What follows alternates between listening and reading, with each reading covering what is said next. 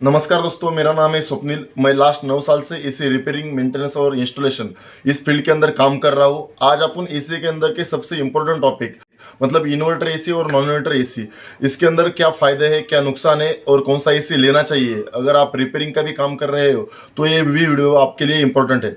अगर आप AC user है या आपको नया एसी लेना है तो अपन इसके अंदर के पहले चेंजेस देखेंगे, मतलब मैकेनिकली क्या डिफरेंस होते हैं इन्वर्टर और नॉन इन्वर्टर एसी के अंदर। दूसरी चीजें इलेक्ट्रिकली क्या डिफरेंस होते हैं और तीसरी चीजें इसका इकोनॉमिकली मतलब इसके अंदर कंजम्पशन क्या इसे किस एसी में कम होता है, इसकी पूरी डिटेल जानकारी मैं इस वीडियो में देने वाला हूँ। अगर आपने इस वीडियो को एंड तक देखा तो आप समझ जाओगे कि कौन सा एसी लेना चाहिए। पहले बात करते हैं मैकेनिकल डिफरेंस की।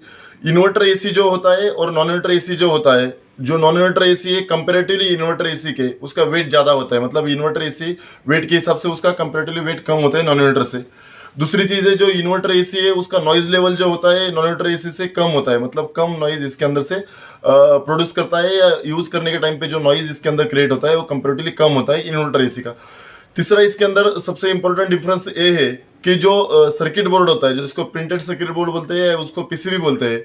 जो नॉन इन्वर्टर एसी होता है उसके अंदर एक ही होता है। इन्वर्टर एसी के अंदर वो 2 पीसीबी बोर्ड होते हैं या 2 से ज्यादा भी हो सकते हैं, छोटे मोटे पीसीबी ऐसा है, ताकि वो इलेक्ट्रिसिटी कम कंज्यूम कर देता है कंपेरेटिवली नॉन इन्वर्टर एसी के। जो इन्वर्टर एसी है वो अपना 30 to 40% इलेक्ट्रिसिटी कंजम्पशन इसके अंदर कम होता है। मतलब ये सबसे इंपॉर्टेंट पॉइंट है इसके अंदर का, क्योंकि एसी जब अपन यूज करते हैं 1 टन 1.5 टन 2 टन जो भी एसी होता है, एसी के ऊपर सबसे ज्यादा जो खर्चा होता है अपना एसी यूज करने के टाइम पे, समर में जब एसी यूज होता है तब अपना इलेक्ट्रिसिटी कंजम्पशन मतलब जो लाइट बिल या लाइट का जो कंजम्पशन होता है, जो वैटेज वो कंज्यूम करता है, जो इलेक्ट्रिसिटी कंज्यूम करता है वो बहुत हायर इलेक्ट्रिसिटी कंज्यूम करता है non inverter AC comparatively inverter AC के।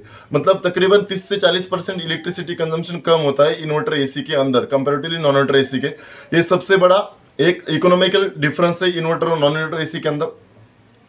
दूसरा एक चीज है इसके अंदर क्या होता है, कम्युनिकेशन सिस्टम लगाया हुआ होता है और 2 पीसीबी लगाए होते हैं। पूरी फीडबैक सिस्टम इन्वर्टर एसी के अंदर काम करते हैं कंपेरेटिवली नॉन इन्वर्टर एसी के। नॉन इन्वर्टर एसी के अंदर भी कुछ एसी में 2-4 एरर शो भी करते हैं, लेकिन इन्वर्टर एसी के अंदर कोई भी फॉल्ट उसके अंदर क्रिएट हो, मतलब वोल्टेज भी फ्लक्चुएशन हो या उसके आउटडोर में कंप्रेसर का कुछ दिक्कत आई हो या इंडोर में कुछ मोटर का प्रॉब्लम हो, कोई भी प्रॉब्लम है इसके अंदर क्रिएट होने दो, इसमें रेफ्रिजरेंट गैस की लेवल भी कम हो तो भी उसका एरर शो करके अपने को दिखाई देता है उसके डिस्प्ले के ऊपर। अगर एलईडी डिस्प्ले है उसका, मतलब एलईडी लाइट वाला जो डिस्प्ले है उधर भी ब्लिंकिंग करके उस एलईडी के अंदर अपने को एरर कोड बता देता है कि किस चीज का एरर कोड ये शो कर देता है। आप कोई भी यूजर हो तो उसके ऊपर जो एरर शो कर रहा है E1 E2 F4 E4 E2 24 ऐसे अलग अलग ब्रांड के अंदर अलग अलग टाइप के एरर कोड उसमें शो कर देते हैं। तो एरर कोड शो करने के बाद अपने को एडवांटेज ये है कि अपन पता कर सकते हैं कि इसमें एक्चुअल में प्रॉब्लम क्या है। जैसे कि हाई वोल्टेज की वजह से अगर E7 एरर आ रहा है या कोई भी एरर अगर हाई वोल्टेज का एरर उसके अंदर उस ब्रांड के अंदर शो कर दे रहा है तो आपको उसके लिए खाली इलेक्ट्रिशियन को बुला के आप उसका वोल्टेज चेक करके उसको बता, वो मतलब चेक करके आपको स्टेबलाइजर बिठा के उसका प्रॉब्लम रिजॉल्व हो सकता है। मतलब ये सारी सिंपल, इसके अंदर बहुत ज्यादा एक्यूरेसी आई है कंपेरेटिवली नॉन इन्वर्टर एसी के से इन्वर्टर एसी में। मतलब ये इजी चीज हुए। दूसरा चीज अगर इसके अंदर देखेंगे तो जो प्राइस का डिफरेंस अगर देखेंगे, मतलब बाई अगर आपको नया एसी करना है तो प्राइस में इतना ज्यादा डिफरेंस नहीं है इन्वर्टर और नॉन इन्वर्टर एसी के, स्लाइटली थोड़ा बहुत डिफरेंस है प्राइस में। तीसरी चीज है जो इन्वर्टर एसी होता है, इन्वर्टर एसी में भी अलग अलग टाइप के इन्वर्टर एसी आ रहे हैं। मतलब नॉर्मल जो इन्वर्टर एसी आता है वो इन्वर्टर एसी, दूसरा है डीसी इन्वर्टर एसी आता है, ड्यूएल इन्वर्टर एसी आता है। अभी नए इनोवेशन आ रहा है, अभी ट्रिपल इन्वर्टर भी मार्केट में लॉन्च हुए हैं, कुछ ब्रांड के लॉन्च होने वाले हैं। तो उसमें से कौन सा इन्वर्टर एसी लेना चाहिए? जो एडवांस टेक्नोलॉजी जो अपडेट मॉडल है, मतलब डीसी इन्वर्टर भी आप ले सकते हो, ड्यूएल इन्वर्टर जो आ रहा है वो भी ले सकते हो। मतलब जो भी मॉडल अभी मार्केट में बने हैं या लॉन्च हो रहे हैं सबके अंदर इलेक्ट्रिसिटी कंजम्पशन कम करने के लिए चेंजेस किए हुए हैं। ऐसे बहुत अच्छे डिफरेंस इन्वर्टर और नॉन इन्वर्टर एसी के अंदर है। इसके अंदर आप समझ गए होंगे कि कौन सा एसी लेना चाहिए। दूसरी चीज है इन्वर्टर एसी का मैं आपको डिसएडवांटेज बताने वाला हूँ अगर इन्वर्टर एसी आपको यूज करना है। अभी मार्केट में जो भी नए मॉडल इन्वर्टर एसी के आ रहे हैं इसके अंदर एक गुड न्यूज ऐसी है कि उसमें जो प्रिंटेड सर्किट बोर्ड अपने यूज कर रहे हैं या जो प्रिंटेड सर्किट बोर्ड होता है जो इंडोर के अंदर और आउटडोर के अंदर दोनों में प्रिंटेड सर्किट बोर्ड और उसका कंप्रेसर है, कंप्रेसर का 10 साल का वारंटी और पीसीबी का मतलब जो प्रिंटेड सर्किट बोर्ड है उसका वारंटी अपने को 5 साल का मिल रहा है। मतलब कुछ भी दिक्कत आ गई तो ब्रांड से आपको उसको रिपेयर या रिप्लेस करवा के मिलेगा।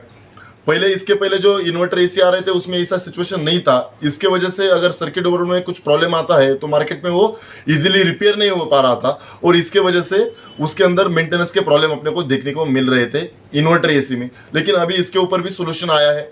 ये खाली रिपेयरिंग का इजीली एक्सेसिबल नहीं है, वही एक इन्वर्टर एसी के अंदर मतलब डिसएडवांटेज है। बाकी इतना कोई बड़ा डिसएडवांटेज इन्वर्टर एसी के अंदर नहीं है। अगर आप कस्टमर हो, अगर आपको नया एसी लेना है, अगर आपका पुराना एसी बहुत ज़्यादा इलेक्ट्रिसिटी कंज्यूम कर रहा है, तो आप उसको रिप्लेस करके आप इन्वर्टर एसी ले सकते हो। इन्वर्टर एसी में आपको इलेक्ट्रिसिटी कंजम्पशन बहुत कम मिलेगा। कंपेरेटिवली अगर आपका एसी एक महीने के अंदर 2-3 हज़ार रुपये इलेक्ट्रिसिटी कंजम्पशन कर रहा है तो 30 से 40% इलेक्ट्रिसिटी कम कंज्यूम करेगा। जिधर अपना नॉन इन्वर्टर एसी 3000 का इलेक्ट्रिसिटी कंज्यूम कर रहा है तो उधर ये 2000 या 2200 तक मैक्सिमम इलेक्ट्रिसिटी कंजम्पशन करेगा। अगर अपना हर महीने तकरीबन 1000 के करीब सेव हो जाएगा, तो अगर आपका पूरे ईयर के अंदर 5 महीने 7 महीने या 3 महीने 4 महीने भी एसी यूज हो रहा है तो भी अपना बहुत ज़्यादा अच्छा इसके अंदर मुनाफा हो जाएगा। ये सारी चीज़ें थी इन्वर्टर और नॉन इन्वर्टर एसी की यूज़ करने के फायदे, एडवांटेज और डिसएडवांटेज। अगर इसके अंदर अगर आपको कुछ डाउट रहेगा, दूसरी चीज़ रही कौन से ब्रांड का लेना चाहिए, उसके ऊपर मैं अलग से वीडियो बनाऊंगा, वो भी आप अपने चैनल को सब्सक्राइब करके देख सकते हो। अपने इस वीडियो को लाइक करो, इस वीडियो को अपने दोस्तों में और व्हाट्सएप ग्रुप में शेयर कर दो। Thank you everybody, thank you so much.